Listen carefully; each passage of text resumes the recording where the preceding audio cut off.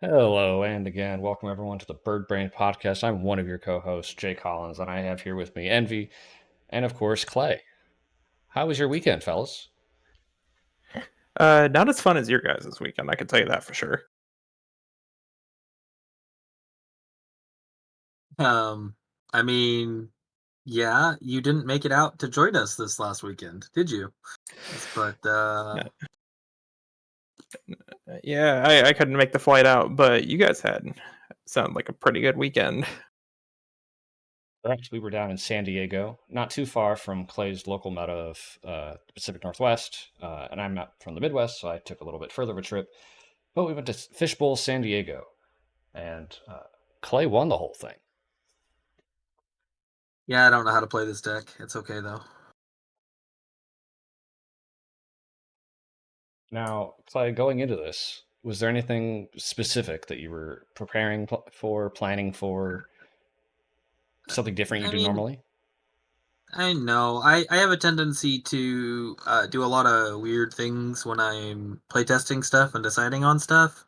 And I really kind of decide what my best, like, say 95 cards are in my list or whatever, and I flex the last little bit of my deck, and sometimes I flex that last little bit of my deck right at the very end of the time that I have, which maybe that's a bad thing for me, but it's kind of my process. A lot of people will say that you should play the same deck repeatedly to get things down, but what I was looking at is I was expecting a lot of things like Thrasios X Piles. Magda was probably scaring me because Magda's been really popular in the format and is super fast. And then, I mean, there's always going to be Blue Farm, but you just have to beat Blue Farm before they get too many card resources. So I was expecting Sisei, Kennen, and Thrasios Piles to be pretty common. And with that in mind, I made a couple last minute swaps and changed a couple of my flex slots, um, including some cards we'll talk about a little bit later, like Linvala was slotted in, and Force of Vigor slotted in right at the last minute. But other than that, like, I didn't do too much different for my deck. Agonized over how to get those cards in. Yeah, I remember you were sending us messages like on your flight. So you're like, ah man, I don't know what to cut for all this stuff. You should have seen him in the hotel room. He was agonizing while I was trying to sleep. I was just laying there, and he's like, "Oh, what do I think about this?" I'm pretty sure I dozed off, and you continued making more cuts. Yeah, I don't think I had finalized the last couple cuts in my list until, like, literally right before um, I went to bed and submitted my deck list. So it was late. It was still trying to figure out exactly how to squeeze in the interaction I wanted, balanced with the cards that I wanted to run, the combos and the layering that I wanted for our deck. So I will say, uh, I pulled up the metagame breakdown from edhtop16.com for the Fishbowl, which is up now, and you were pretty spot on in what to expect. There were 10 Magda players, as one of them making top cut. There were 12 Timna Thrasioses, excuse me. None of them made the top cut, surprisingly. There was some Rog Thras, there was Blue Farm, Kinnan, Sisei, of course. Uh, you were the lone Derevi pilot of the four of us to make it in. Shout out to Zombie, and do you know what the other one was? He's not in the Derevi server, but you played him in round one, didn't you? I did. He responded to my list on Moxfield and said, he was the Derevi player that I found there. So I mean, I've got his Moxfield name.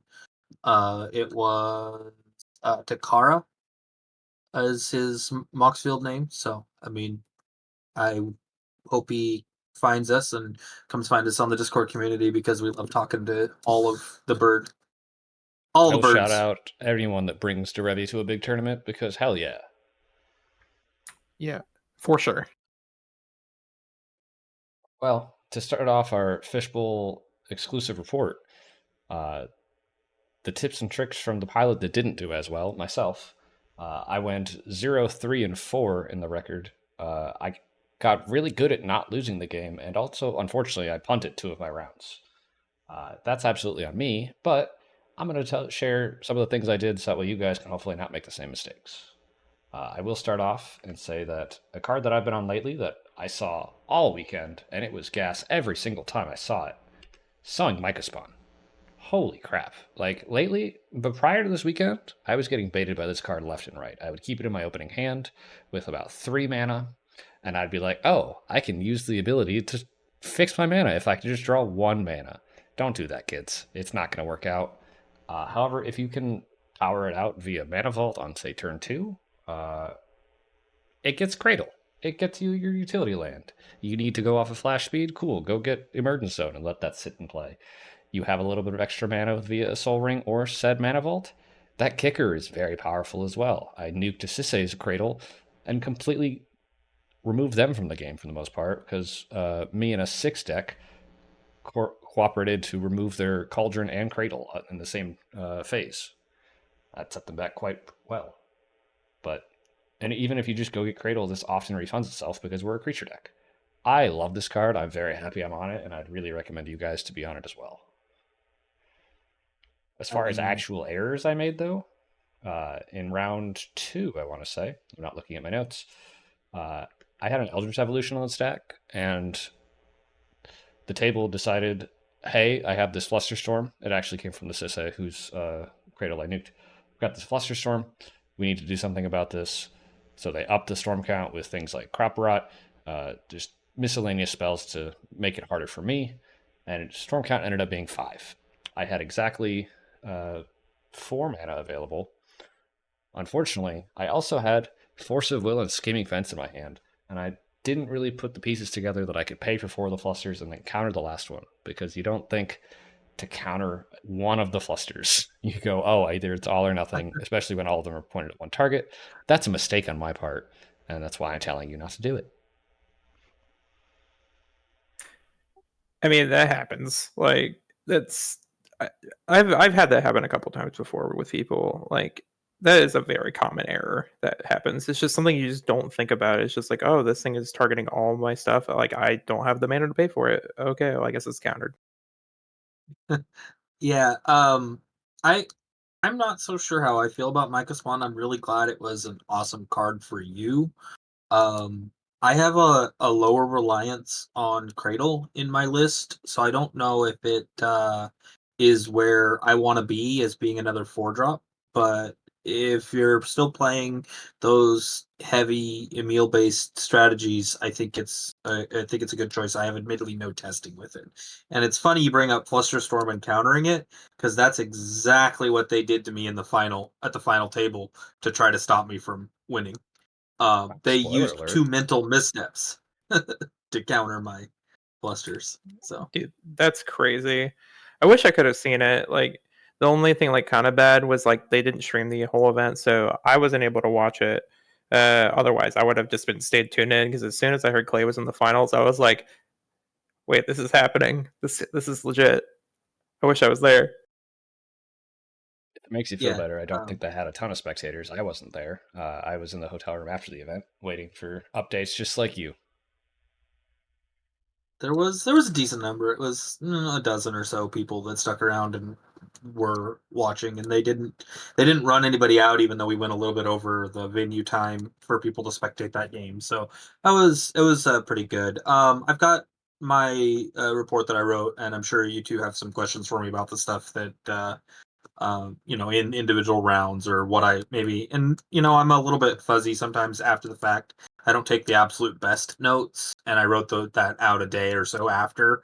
But the gist of what happens in each game is there, and a little bit of the details. But so with my switching stuff around, the 2 main cards, I thought about Mommy a little bit, and I ended up not wanting to play my Elish Norn, who's one of my favorite stacks pieces, because I didn't think Elish Norn was going to play super well into the metagame. But Linvala just crushed the meta every time. Every time I saw her, I played her out in 2 of the 7 Swiss rounds, and um, she just destroyed the game. It forced a draw in a game that I was clearly losing. in a later round, and then it draw a time, not even an ID, draw a time. And then it also, in one of the games, it basically locked two players out of the game and allowed me to win um, because of the lockout, to the point that they tried to remove it 3 times and I had to protect it to keep it on the table and keep her winning the game. Uh, that particular game had a Sisay, a Chatterfang that wanted it removed so they could activate their their stuff, and then a Malcolm Vile that was trying to use the pirate that taps to ping opponents for one to gain advantage. So they were unable to get treasures through that tap because I eliminated it with Linvala right away. The metagame is definitely still Ristic and copy Ristic and Ristic and Ristic and Ristic and Ristic, and everyone thinks that Ristic leads you to draws and all that because there's so many triggers. And yeah, if you're not timely on triggers, Ristic can definitely cause you some draws. But all Ristic does is change our windows to we have to have a silence to win. But that's why we play white. So with that in mind, I played Steel Enchantment and Ristic as my options because yes, players will fight a little bit more over Steel Enchantment, but if I take it away from them, then if they use their interaction, then that means they have less interaction to draw if I let them keep the Ristic. And if they don't use their interaction, I get the Ristic, and now I'm the one getting the draw and get to carry on the game. So between that and then Force of Vigor to just remove the Smothering Tides, remove the Ristics, um, remove the Amphibian Downpour that locked out my creatures. I was never unhappy to see Force. It always had something worth hitting, and I think it's almost an auto include in the current metagame. As someone that was admittedly a little slow to putting Force of Vigor into my deck, it's been fantastic every time I've seen it.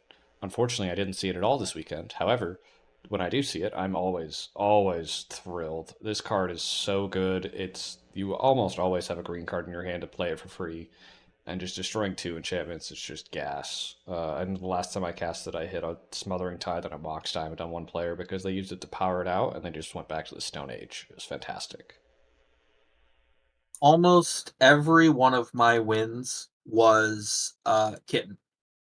Kitten was just a house for the weekend. It's a lot of moving parts, but there's so many layers to each moving part that once Kitten is on the board, the value just skyrockets, and it made it super easy to win.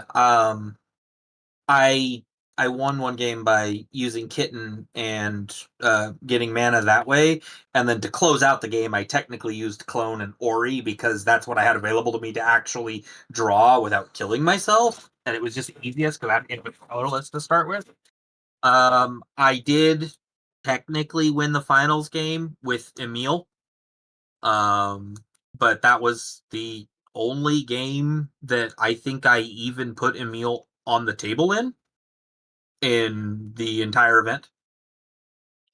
Still good. Still think it's an auto include for our unicorn friend, but I don't think Emil as our primary win line is the power in this current metagame. I think Emil is solid, but generally slow. Do you think And that then go ahead. view is potentially influenced by the fact that we don't play a meal until it's time to win? So in games that we potentially aren't winning, unlike you this weekend, you won't see a meal as much. And yes, as you mentioned, it only happened in one game, but we have many other options to also still win the game, especially now with cards like Break Last Gear Hulk. Yeah, so the thing about Emil, for me was, yes, I used Emil in wins, even though like Kitten got me the resources or whatever to win, and then I actually used Emil to simplify my win and actually win. And that's definitely a thing. A meal can be used in the middle of a win to, recur your Ewit or whatever, or your White Plume or whatever, a lot easier than trying to storm to get there. So yeah, like even when I'm winning with like Displacer Kitten, once I reach a certain point, I don't want to keep casting spells because maybe I'm playing into a Ristic or maybe I'm playing into a Mystic. So as soon as you could switch off of the Kitten line to something else, you you want to do it, kind of. And it's a weird kind of conundrum, but I don't see that as the other line winning. That's Kitten. Because if Kitten didn't happen, I wouldn't be winning right there. So with that kind of an idea, I think Emil is still very critical for the deck. And I'm 100% not advocating for removing Emil. I think removing Emil is a mistake. But I don't think relying on everything we possibly can, or even going for the Emil combo. I think for me, um, going for the Kitten combo generates more value if I'm stopped. Whereas if I go for the Emil combo and I get stopped, I just lose all of the value. And they're both 4-drops. I get them both into play in the same general ways. So by having a meal in the deck, it's always an option, and if I stumble onto it, I can play it, kind of like I did in that final round. But if I don't stumble onto it, uh, it holds true in the deck that it's there to clean things up. But I should be focusing more my attention towards going for the Displacer Kitten line. At the same time, a lot of my gameplay was I would draw into one piece of some combo line, and I would push the rest. I only saw Bright Glass once, and the one time I saw it, it did win me the game. I top decked it and used it to win my semifinals round by hard casting out a Displacer Kitten and a Clone that were in my hand because I had drawn them, and then manually storming with Bright Glass. I didn't even have Pod. We've been talking about Bright Glass for a long time now, and every time we're talking about it, we're like, this is a Pod target. We're going to replace our Preston and our Felidar, and we're going to put this in. And hey, there's this cool Bomberman line that we've all opted to not play because it's very glass cannon, but a couple other people in the Discord are like, hey, this is working really well for me. I think it can work really well for you, and I think that the fact that the Bomberman line is a little bit cheaper allows you to play for more protection, but then you have to have the protection to win if that's the line you go with. So I chose to go for the more stable middle of the ground Gear Hulk with Kitten, and it's been beautiful. I don't think I want to even consider removing it. I'm thinking about ways to bolster it. I'm thinking about if it's viable to play Urza Saga, and I'm thinking about if it's viable to play Expedition Map in the deck as 2 more cards that bolster the synergies with Bright Glass. I'll also throw out that via pod. I know you didn't see this card this weekend, but Transit Mage is absolutely a house in our deck. I only saw it for one actual game this weekend, but being able to put any of our really hot 4-drop artifacts into our hand, whether that's Pod, whether that's One Ring, whether that's Phyrexian Metamorph, that's almost all of our combo lines right there, and One Ring on top of that to draw cards. You say you hit this after you play your Orrery. Cool, you can go get Metamorph and clone off. Obviously, Pod, this is Pod Fuel. You can turn this into Bright Glass. You can turn this into Kitten, whatever you want to do. You can turn this into a meal. It turns it into a 4-drop. We like our 4-drops. Yes, our deck is a lot of the design economy space for our 4-drops in our decks, and a lot of the decks that we brew and a lot of the decks that we see brewed for Derevi are very reliant on that 4-drop slot. Whether it's Tor, whether it's Shorkai, whether it's now Bright Glass that we're playing, or Metamorph, or Pod. And when we're talking about our creatures, it's podding into creatures. So Transit Mage kind of hits just everything. It hits the 4-drops for the artifacts, which are all really good for us. Every one of them is situationally good. Like, I was playing a league game recently. This is not that event, but we're talking about Transit Mage here, and it was just this today. Playing the exact same list I played, and I just jammed like 4 wins in a row on the same turn after getting stopped, like just one after another into a different route, into a different route, into a different route. And I finally put the Transit Mage in play, and the only thing they've drawn into Aristic now, they try to silence me, and I'm like, whoa, okay, if you silence me, then I have no interaction, but if you don't silence me, I'll go grab my Phyrexian Metamorph instead, and I'll get my counterspell back out of my graveyard, so we can stop the turbo player that gets the next turn. It's just it is so flexible. I didn't see it in the tournament. I still wish I had. It's a lie to say I didn't see it in the tournament. I actually intuition piled it into the graveyard while I was winning on the semifinals turn, because I intuition piled it into the graveyard as a backup with Savines. They ended up giving it to me, but instead of playing the Transit Mage, I Savines to the 3 Fury into play. So I had the silence effect to finish the turn, so that while they were drawing cards, they wouldn't be able to stop me going forward. But I absolutely did see it and did go for it as a possible option. If you've got a Derevi and a pod, or a Derevi and a Transit Mage, you play out the Transit Mage, grab your pod, put your pod, Transit Mage your pod your Transit Mage into a meal. You don't even have to waste time with an extra Derevi activation. I've missed my Derevi in play birthing pod line, bright glass line to be like 8 mana or something to initially start. Transit Mage and Derevi in play. If you start with the Transit Mage in hand, it's 7 mana or less if you have a mana rock or whatever that produces more than 1 mana. It's actually better to have Transit Mage in your hand than it is to have Pod in your hand when you go for a pod line. And that is just mind-boggling. The card that tutors the card is better to have than the card itself. Yeah, Transit Mage being so flexible, being able to just grab anything, just like letting you pivot to whatever gameplay you win or you want to use is very powerful. I I was gonna also say because probably within the next couple episodes we're gonna be talking about Bright Glass lines and probably Transit Mage and how it's affected the deck. Uh, if anyone's like new to the deck, this is like the first time you're seeing the podcast. You see Bright Glass Gear Hulk, and it's just like, man, this is just a 4 mana, just gets 2 things. The card is very powerful. It has very different, very varying lines of winning the game. You can take it any way you could think of. It is very flexible and is very good. Do not sleep on that card. It is just a value accelerator, is what I've been calling it, because it's not going to be the thing that quote unquote wins you the game, but it just it skyrockets your amount of value that you do have to actually put you on your winning line, and then you go from there and win. Yeah. In Aether Drift terms, it's hitting Nitro. It's a real big speed injection to the deck, and it feels great. Yeah, I'm just glad it doesn't have the max speed ability on it or to be trash. Absolutely. Yeah.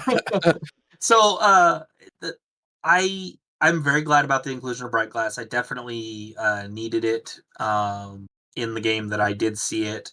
I've goldfished a bunch now with it, and the gist of the Bright Glass line is paired with Displacer Kitten to get 0-drop artifacts, to get more 0-drop artifacts, to create a small storm for an amount of mana, to find your way into a win. And it's a little bit hard to quantify that line because there's so many variables in firing it off. What I can tell you, because everyone keeps asking, what's the Bright Glass line? What's the Bright Glass line? What's the Bright Glass line? The Bright Glass line is basically this. You pair Bright Glass with Kitten by whatever means, whether it's hardcasting Kitten and hardcasting Bright Glass, or potting into one and then into the other. You pair the two together and you use the tutors off of Bright Glass to gain your mana and get creatures. And then depending on what's available to you, you either go for something like a Kitten doubler, or you work your way into something like an Eternal Witness loop or a Spellseeker loop with Kitten. And it really depends on what resources you have available to you and how you got to that. So the big one that we all drafted, all brewed, was the pod line. And that's just one facet of what Bright Glass does. Even at its worst, like, you cast Bright Glass, you go get your Mox Amber, your Mopal, or your Lotus Petal, and fish, and you just cast fish and go, cool. I paid 4 mana for a fish and a 4/4 trample first striker. We cool? And the table groans because you have a 4/4 first strike trampler that's going to connect and get Derevi untaps, and you've got 4 mana on board with a fresh fish as you go to draw some more cards. Like, that's like the floor of this card. And the ceiling of this card is you happen to have a Displacer Kitten in play, and you play it, and now suddenly you just win because you go get Mockingbird. Now you have 2 Displacer Kittens. Now you're casting a spell and flickering a Derevi and flickering a Blight Glass, and I don't even know where this train of thought is ending, but you're suddenly just amassing so much value, no one can keep up with you. Your options are just so wide. It's very akin to how we felt with Nadu a little bit, honestly. It's different, of course, but Nadu was a resource engine that put all your lands into play and put a bunch of cards in your hand, and this gives you a bunch of mana and can put cards in your hand as well. So I will also say, talking about the tournament, I was somewhat. I've been somewhat down on both Archivist and Polywog. I was very happy that I kept them both in my deck. Um, they they made or break some of my lower mulliganing hands. Like in a 7 hand, I might not keep one of them as my only draw engine, but in a 5 card hand, I might keep one of those as my only draw engine because it's just another chance that when I'm forced to mull down trying to find a better draw engine, that I still have a draw engine to play with. Um, Polywog is relatively easy uh, to put evolve counters on. in the current metagame. You're going to get the one from Derevi, which makes Polywog not so great. But there's a lot of things in the current metagame right now that you can clone that will evolve Polywog the second time. And once Polywog's evolved twice, like he's probably the best card draw engine you could possibly have on the field. Like arguably even better than Rhystic Study at times. Well, yeah, you can't pay So for it. It's not a May. You have to draw the card. I only saw Polywog in Yeah. my round 5. However, I did get 3 counters on it. Derevi, Solitude Evolve, and then the fight mode from Archdruid's Charm actually put the 3rd counter on. And I drew so many cards with Polywog that game. Oh my. We killed a player putting a win on the stack through that and a Fairy Mastermind drawing me cards to kill the player with the Thoracle trigger on the stack through an opposing Bowmaster. so did you mulligan super low in your games or something? Because it sounds like a lot of your games were just you didn't have draw engines. So you had an actionable plan and then you just um couldn't get there. Like I don't think does it say did you keep track of what your mulligans were? Like how many cards you had in each round? No, but I can tell you that I didn't mulligan very low. I went maybe the lowest I had was a 5. Um, it's actually the one thing that I don't keep track of. I usually keep pretty solid notes. Mulligans are not part of my memory process for some reason. Something I'm going to look to improve in the future. You Because I'll tell track you life almost every game action that happens, but like I have to be in the mindset of it and thinking about it at the time. um So one thing that I did when I used to play 1v1 was what I would do is I have my notepad because I keep track of my life and I notepad everyone's life total down. And then whenever anyone mulligans, I just put a hash mark next to their initial life total. Um, it I don't have to commit to memory how many cards I had or whatever. But I can always go back and look at the notes and see how many times someone mulliganed to know how many cards that they had. Maybe that'll help you with that. But like your round 1, you play an Esper turn 1, uh, but it doesn't. You don't have another draw engine after that you're talking about, and so Esper as your only draw in the current format. That, in my opinion, probably needed to be a 5 or lower hand to be keepable. I think you're misunderstanding the notes. I didn't have one Esper Sentinel all weekend. That was Oh, paying for an opposing Esper because I had oh, played a Mox Diamond.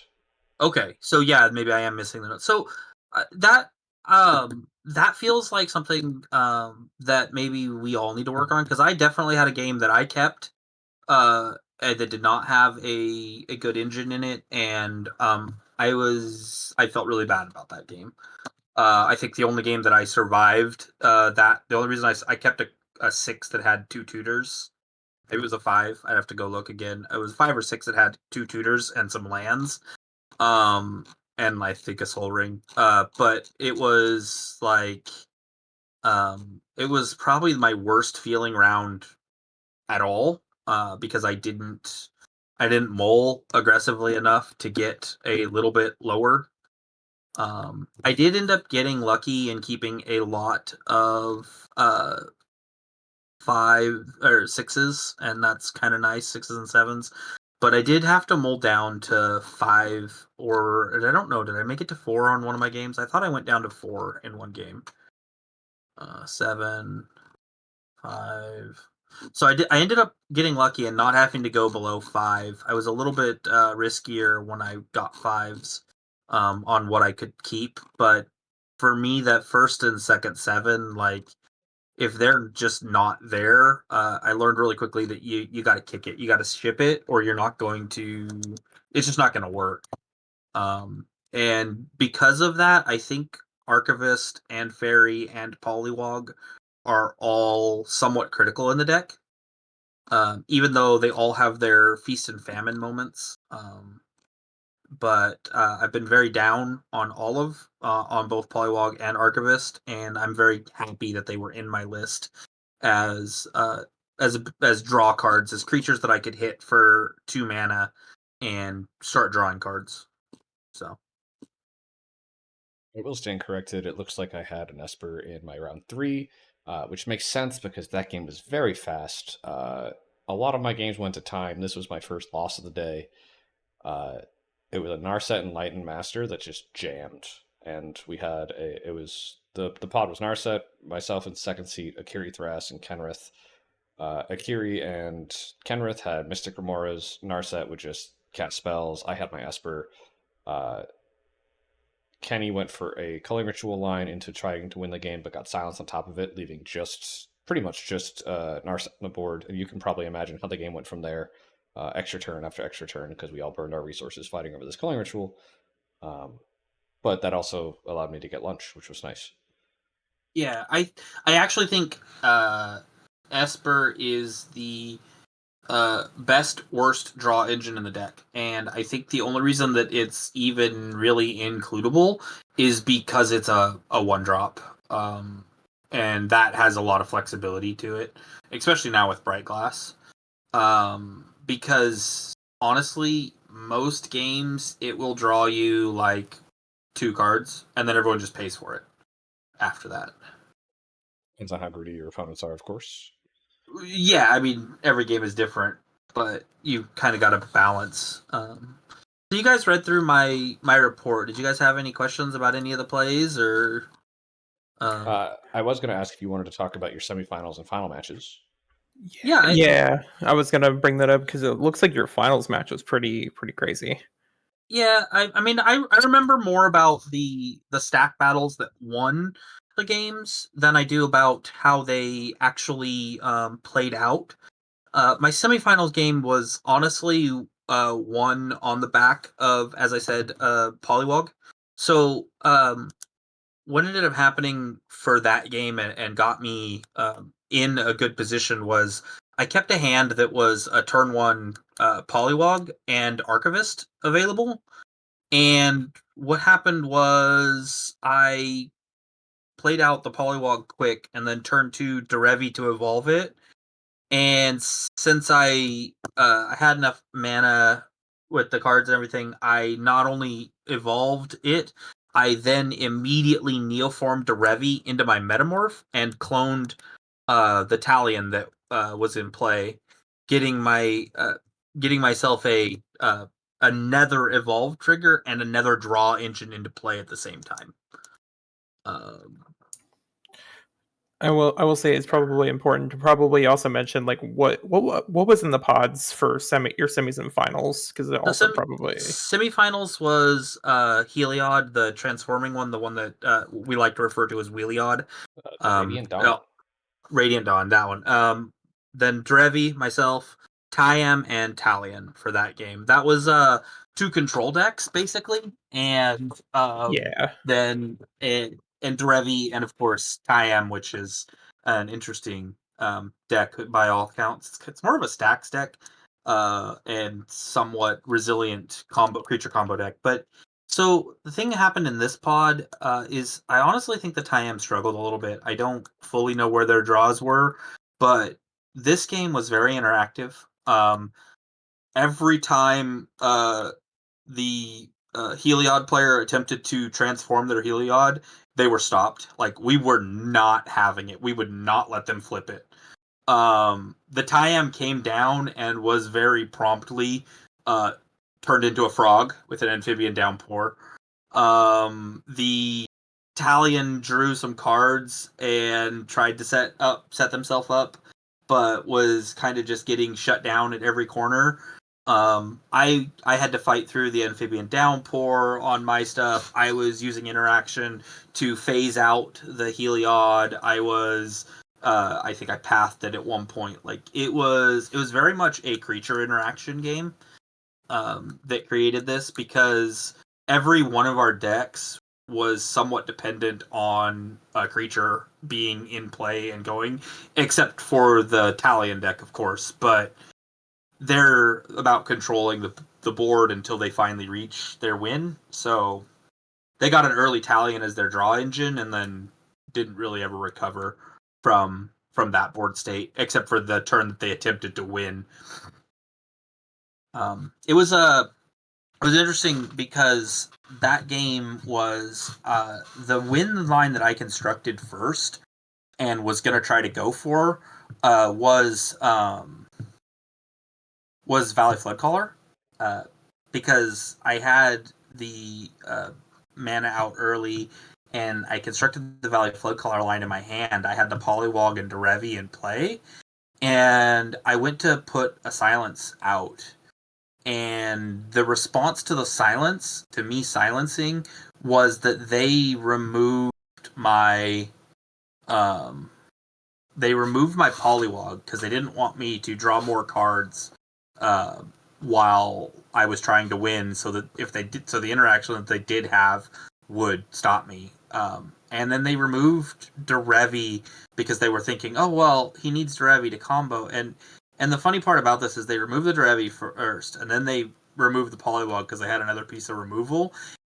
And I don't think they really realized that removing both of those actually stopped me, like, completely, because not because of anything related to the combo, except that those two creatures happened to be my only frog and my only bird for untaps from the Valley Floodcaller line. That sounds kind of ironic. Because I hadn't revealed Valley Floodcaller; it was still in Yeah. hand. Or the knack or the whatever, and it was terribly ironic, and I kind of had a chuckle when they killed the second one, and I had no way to protect it, and I'm just like, yeah, that stops me, but not for the reason you think it does, is I think almost exactly what I said to the table. And then we continued a little bit more talking, and I say, okay, I said that, and then a little bit further in the turn, I'm like, okay, I'm gonna try to activate Derevi into play because I'm just trying to rebuild my board at this point.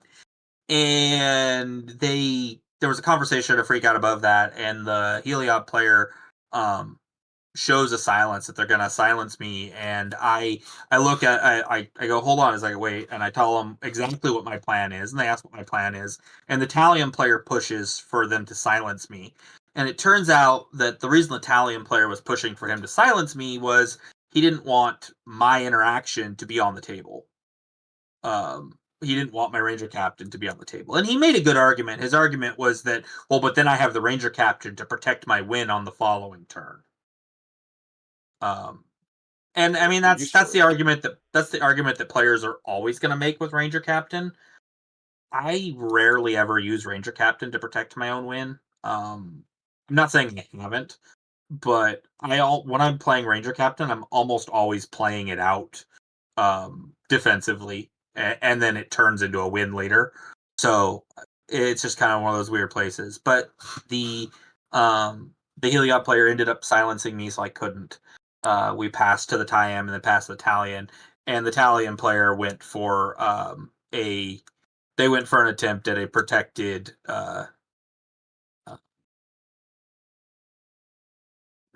win with a imposter mech to try to imposter mech my GA that I was silenced on top of.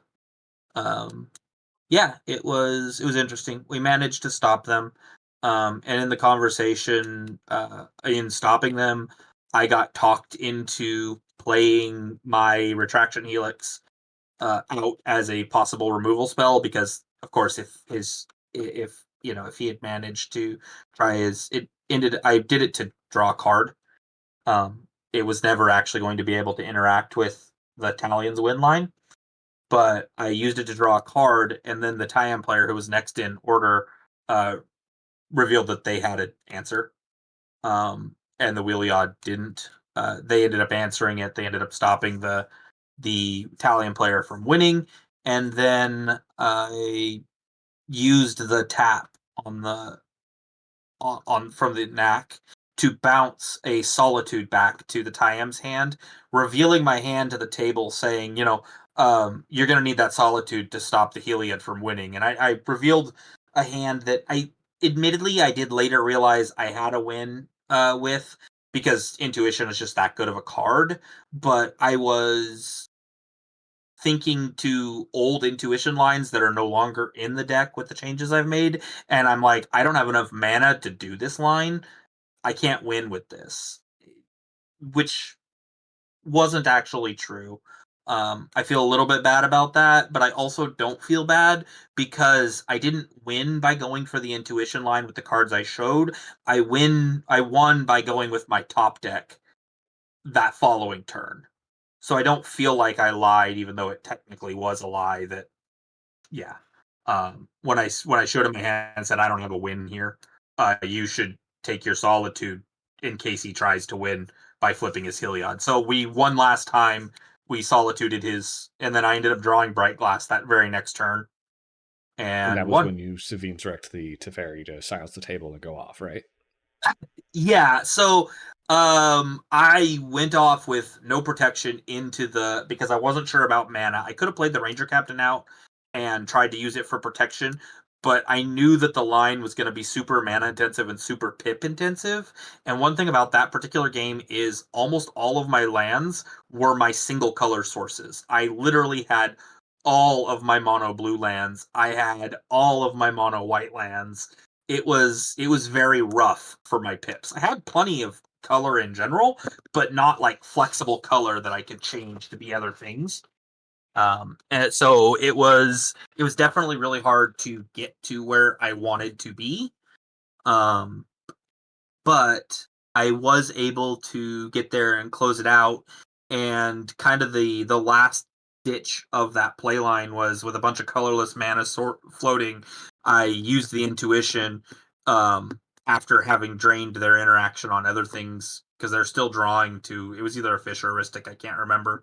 Um, and the intuition what pile was Transit Mage, Savine's Wreck, and Teferi. And they gave me Transit Mage to hand, which would have been fine because it would have helped me get an outlet that I needed, but I didn't really need Transit Mage, so I Savine's Wreck targeting the Teferi.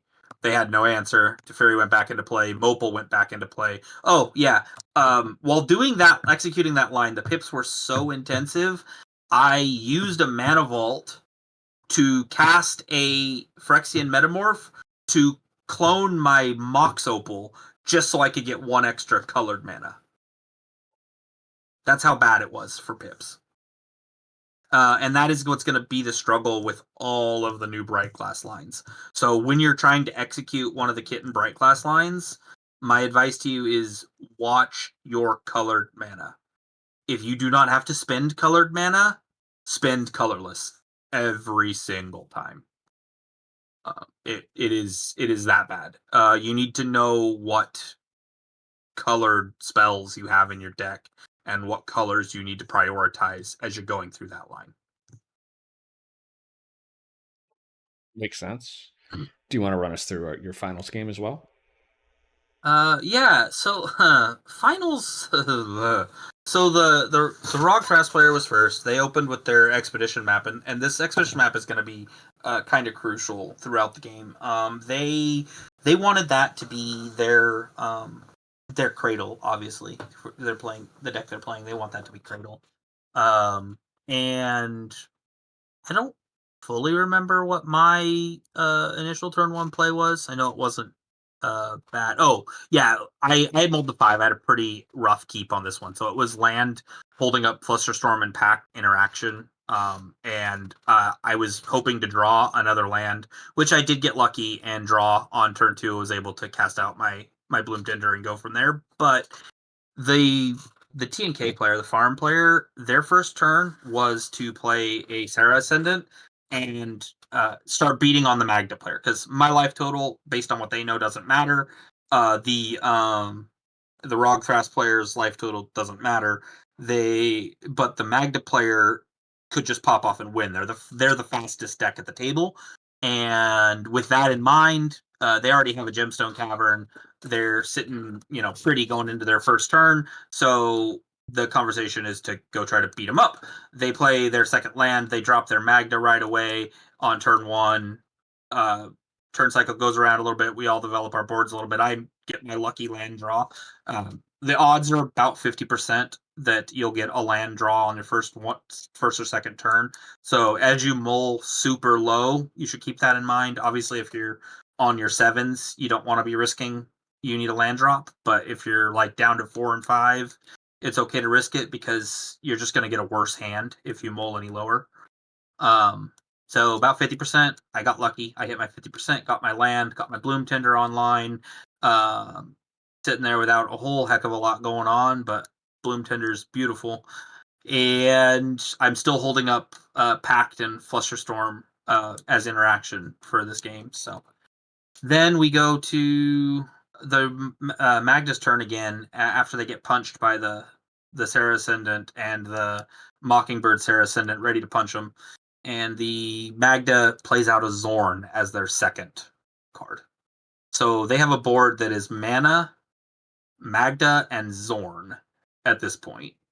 And the table says that's not okay. So I've got the Rog side player with a Mockingbird copy of Sarah Ascendant and the farm player with a copy of Sarah Ascendant punching them. Just 6, 6, 6 every turn cycle as we're going around, to the point that the Magda player ends up at 4 life as the board develops. And I end up with a ring in play that everyone's just not interested in. The Magda player stabilizes the board through a Tangle Wire. They talk about a play line where they're going to play, and I'm threatening to stop them, to counter their spell, to protect my board, because I can't afford to lose my Bloom Tinder to a Portal of Phyrexia. So instead, that turn cycle, they went and got a Tangle Wire, and we all just kind of choked as the game just ground to a halt. I ended up for 3 turns drawing with the One Ring, while we were still dealing with the constant pressure from Magda.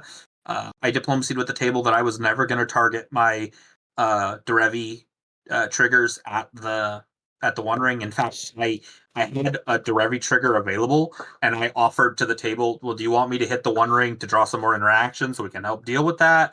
Or would you prefer I hit one of my lands so I can get mana? And the table actually asked me to untap one of their lands to open their interaction, so I did that instead, to basically try to detract from how dangerous my One Ring actually was getting. We finally really choked the Magda out. I play a little game with the Magda putting a Clock of Omens on the stack, and having some revealed information at different points in the game. I revealed a pact at some point, so my pact has been revealed. They know I have, but they don't know I have Flusterstorm yet. And I get quickly passed to. It almost felt like I was being priority bullied to pact the omens, but since I know that it's not going to win for me, I just passed on it, let the clock resolve, and kind of pushed back to make the Rog Thras use their expedition map to go get Beseju to answer the Clock of Omens. Yeah, it was definitely an interactive game. I've got it all typed up. It's a little bit more clear than me trying to explain it. But the best part about it for me was the final turn, the stack. I finally untap. I've got 3 counters on my One Ring. I tap it, get my four card draw, and I start this turn. I am trying to win into a Mystic Remora that's on the field, and I I start the previous turn setting up for it. I tutored for a GA, and then I attempted to Otawara the fish off the field, and unfortunately they had SWAT, and they chose to bounce the Chalice of the Void so they could unlock their free interaction, which was great because it also unlocked the free interaction that I had, and it removed a piece of interaction from their hand. So that was awesome for me. And I don't really know fully if they quite recognize that or not. I opened up on my turn, drew my cards, got the extra stuff in my hand, threw down a Guardian, Grand Abolisher, GA. Yeah, they tried to pact it. Now I have 2 options based on the cards in my hand. I can either pact or I can have Flusterstorm. And um, the problem that I have is that I know that they have a Mindbreak trap in hand, and if I try to pact and then they come back on the top, and then I put the Flusterstorm out, Flusterstorm becomes my 3rd spell, and the MBT just blows my Flusterstorm out of the water. It becomes basically unusable, right? I have to get the MBT out of their hand before I can use, or I have to either have the MBT out of their hand or the MBT can't be live when I use the Flusterstorm. So I started with the Flusterstorm, and they could have paid for it by cracking their LED. They couldn't pay for it any other way at this point.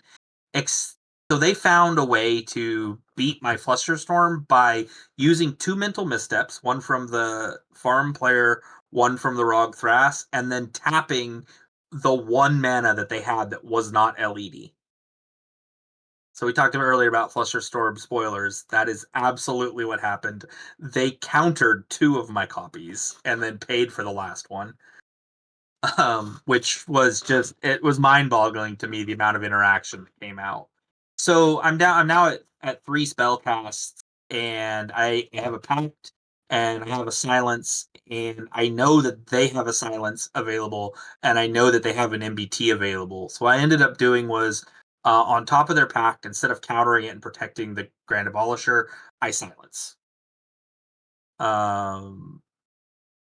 With Once I cast that silence, the Rogsai did everything I needed them to do, and they threw out that Mindbreak trap, which targeted both the silence and the Grand Abolisher. So at this point, I packed the MBT, which if the stack were to resolve down, the silence would resolve and their pact will resolve, countering my Grand Abolisher. Perfect for me. I'm under protection. Good to go. Here's where Blue Farm plays out their silence, and I'm forced to go over the top of it. So I used the crop rot that they knew I had, because I had revealed it as a possibility to get Talon Gates to deal with Magda, to go get my E Zone and crack my E Zone to play Ewit and get my Flusterstorm back out of the graveyard. I used the Flusterstorm to uh, counter the silence and put a little bit um, on the MBT. Like if the player had happened to have um, like all of their rituals and used their LED, they could have prevented my silence and I would have lost. But at this point, I would have been super happy with that because it would have been both of my opponents cracking LEDs to counter my spells. And then they would have nothing left. Yeah, they'd have to nothing actually left in interact hand. afterwards. Yeah, having no hand going into that and still being able to like do stuff after that is crazy. Yeah, well, at that point, if they both use their LEDs to crack, like I could probably afford to just pass the turn and try again on my next turn, because like the Magda was shut down enough that they weren't getting there. In fact, the Magda was shut down enough I probably could have killed them with a combat step on this turn if I needed to. So yeah, like unbelievable. Like if they pass on this, like I can probably just afford to pass the turn and go if they somehow manage to pull it off. But again, they would have had to have like all the rituals in hand. So they're looking for exactly the right rituals. Silence resolves down and everything clears off the stack, and I proceed to Eldritch Evolution.